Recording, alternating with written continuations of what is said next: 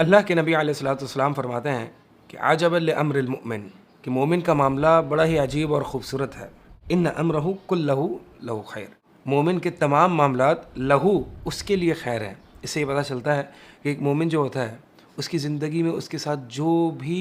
مسائل پیش آتے ہیں یا جو بھی اس کے ساتھ پیش آتا ہے زندگی میں، چاہے اسے وہ اچھا لگ رہا ہے یا اسے اچھا نہیں لگ رہا، کلہ لہو خیر، اللہ کے نبی علیہ الصلوۃ والسلام فرماتے ہیں تمام معاملات پیش آنے والے اس کی زندگی میں اس کے لیے بہتر ہوتے ہیں۔ تو اس کا مطلب یہ ہے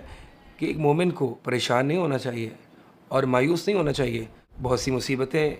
اس مومن کی زندگی میں آتی ہیں، بہت سی پریشانیاں آتی ہیں،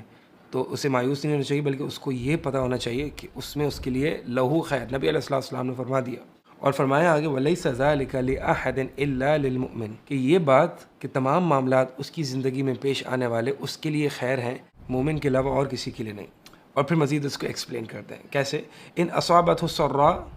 شکر فکان خیرا لہ، اور اگر مومن کو کوئی خوشحالی پہنچتی ہے، کوئی بھلائی پہنچتی ہے تو شکر ادا کرتا ہے اور یہ اس کے لیے بہتر ہے، شکر کر کے اپنے رب کے قریب ہو جاتا ہے، اور شکر سے اس کے لیے مزید نعمت باقی بھی رہتی ہے اور اس کو اضافہ بھی ملتا ہے۔ وَإِنْ أَصَابَتْهُ ضَرًّا، اور اگر اسے کوئی تکلیف یا مصیبت پہنچتی ہے، صبر فکان خیر لہ، تو وہ صبر کرتا ہے اور اس کے لیے ہی بہتر ہے، صبر کر کے وہ اپنے رب کے قریب ہوتا ہے۔ یعنی ہر حال میں ایک مومن جو بھی زندگی میں معاملات پیش آتے ہیں وہ صبر اور شکر کے درمیان ہی رہتا ہے، اس کا بھی صبر ہے کبھی شکر ہے،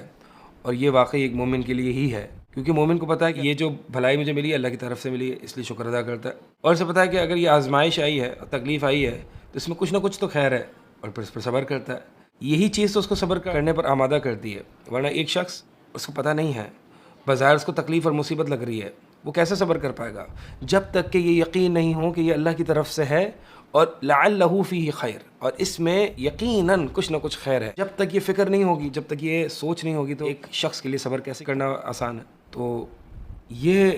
مینٹیلٹی کو، سوچ کو، فکر کو بدلنا چاہیے، اور یہ لیس ذالک الا للمؤمن، یہ صرف ایمان کی وجہ سے ہی یہ سوچ پیدا ہوتی ہے، تو لہٰذا اس سوچ کو پیدا کریں۔